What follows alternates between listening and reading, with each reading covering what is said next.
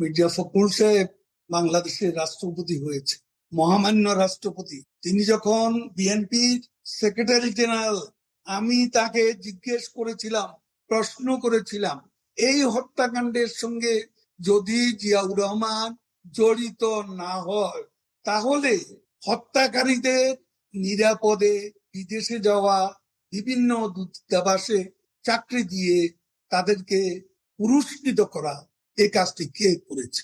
আমি জিজ্ঞেস করেছিলাম যে আপনি নিরপরাধ বলে দাবি করছেন আপনার নেতা, খন্দকার মোস্তাকের যে ইন্ডেমনিটি অর্ডিন্যান্স, সূর্য সন্তান সো-কল খুনিদের বিচার হবে না, এই মর্মে সেই অর্ডিন্যান্সকে সংসদের রাবার স্ট্যাম্প পার্লামেন্টে আইন করে স্বীকৃতি দেওয়া হয়েছিল এবং ইন্ডেমনিটি দেওয়া হয়েছিল, মুক্তি দেওয়া হয়েছে। এটা কেন?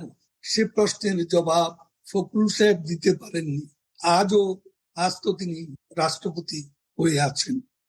এখন আমি বক্তব্য রাখার জন্য বিনীত অনুরোধ জানাবো ৭৫ পরবর্তী যে নেতা সামরিক স্বৈরাচারের বিরুদ্ধে বাংলাদেশের ছাত্র সমাজকে নেতৃত্ব দিয়েছেন সময়ের বিবর্তনে, আর যিনি বাংলাদেশ আওয়ামী লীগের সংগ্রামী সাধারণ সম্পাদক, ২১শে আগস্ট গ্রেনেড হামলার সময় ট্রাকে ছিলেন, আহত হয়েছিলেন জননেতা জনাব ওবায়দুল কাদেরকে বক্তব্য রাখার বিনীত আহ্বান জানাচ্ছি।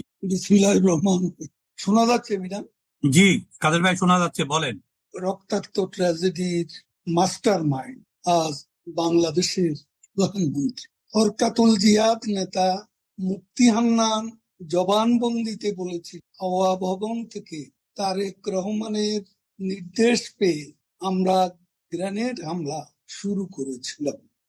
তিনি এখন মুক্ত, তিনি শাস্তি পেয়েও মুক্ত, তার সব মামলা বাতিল হয়ে গেছে এবং তিনি আজকে বাংলাদেশের প্রধানমন্ত্রী হয়েছে।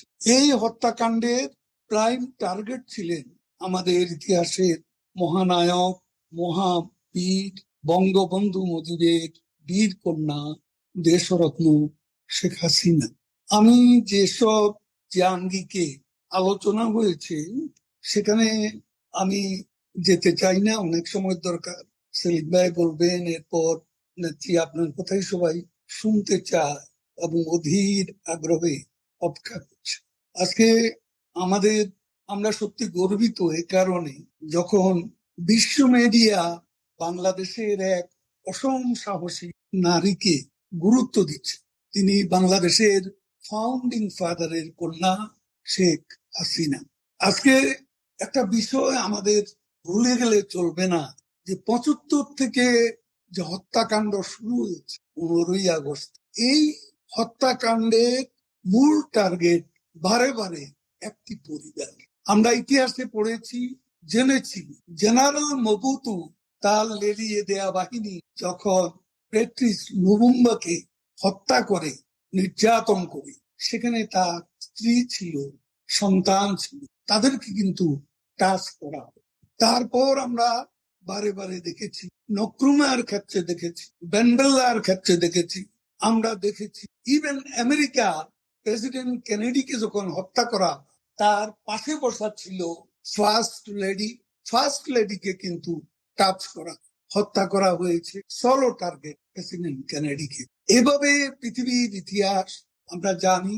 জুলিয়াস সিজারকে যখন রোমের সিনেটে ছুরিকাঘাত করে পুরচুপুরি হত্যা করা হয়, তখন তার পরিবার রোমেই পাশেই ছিল, তাদেরকে পরিবারের কাউকে বিন্দু মাত্র টাচ করা হয়নি।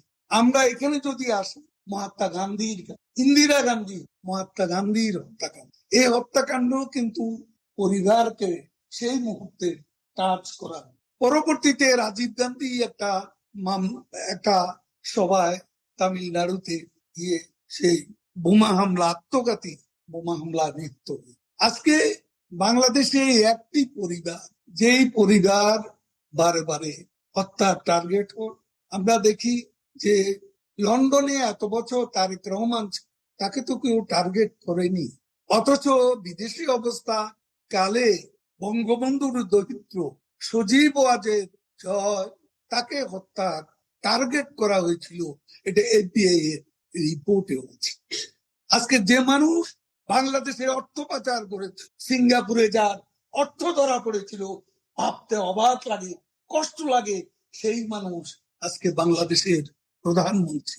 মির্জা ফখরুল সাহেব বাংলাদেশের রাষ্ট্রপতি হয়েছে, মহামান্য রাষ্ট্রপতি। তিনি যখন বিএনপির সেক্রেটারি জেনারেল, আমি তাকে জিজ্ঞেস করেছিলাম, প্রশ্ন করেছিলাম, এই হত্যাকাণ্ডের সঙ্গে যদি জিয়াউর রহমান জড়িত না হয়, তাহলে হত্যাকারীদের নিরাপদে বিদেশে যাওয়া, বিভিন্ন দূতাবাসে চাকরি দিয়ে তাদেরকে পুরস্কৃত করা, এই কাজটি কে করেছে?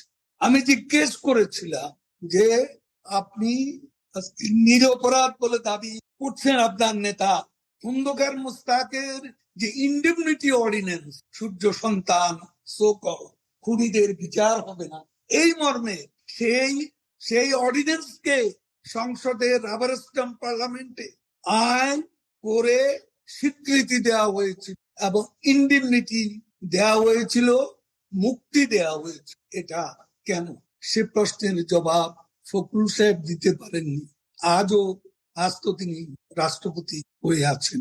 যাক, আমি সেদিনের ঘটনা, যে নৃশংসতা, যে বর্বরতার ছবি দেখেছি, এবং সেদিন একটা মানুষকে শুধু টার্গেট করা হয়। আমরা বাকিরা ছিলাম, কিন্তু প্রাইম টার্গেট ছিলেন বঙ্গবন্ধুর কন্যা শেখ হাসিনা। আজকে বাংলাদেশ দাঁড়িয়েছে। আজকে বাচ্চু রাজাকারও ফাঁসির দণ্ড থেকে মুক্তি পেয়ে প্রকাশ্যে ঘুরে বেড়াচ্ছে, অথচ শেখ হাসিনা একটা ক্যাঙ্গারু কোর্টের সে প্রি ডিটারমিন সাজা দিয়ে, মৃত্যুদণ্ড দিয়ে তিনি দিল্লি থেকে কেন কথা বলছে, সেটা নিয়ে ভারতের উপর ভারত সরকারকে অবাক লাগে। অথচ ভারতের সঙ্গে আমরা যারা জানি, অনেকেই জানেন ভারতের সঙ্গে চুক্তিবদ্ধ তিনি বাংলাদেশে 17 বছর পর ফিরে গেছে। এক সপ্তাহ যেতে না যেতেই ক্ষমতা পাওয়া, আবারও সেই হেডকোয়ার্টার পাকিস্তানে। সে পাকিস্তানে ফিরে গেলেন। পাকিস্তান, তুরস্ক আজকে চীনের কাছে সমর্পিত হয়েছেন এবং আজকে নানান শর্ত আরোপ করছেন শেখ হাসিনার প্রত্যর্পণ। এটা হচ্ছে প্রথম। আপনি 17 বছর ধরে লন্ডন থেকে বাংলাদেশে প্রতিদিন কথা বলছেন অনলাইনে, এমনকি 5ই অগাস্টে যারা ওই জঙ্গি উত্থানের নেতা ছিল, তাদের কাউকে কাউকে টেলিফোন করে আপনি বলেছিলেন আরো লাশ ফেলাও, না হয় সরকার করবে না। মেট্রো রেল ধ্বংস করেছে, এলিভেটেড এক্সপ্রেসওয়ে আগুন দিয়েছে, ডিপিটিভি ভবনে আগুন দিয়েছে, তারপরও তাদের নিস্তার নেই।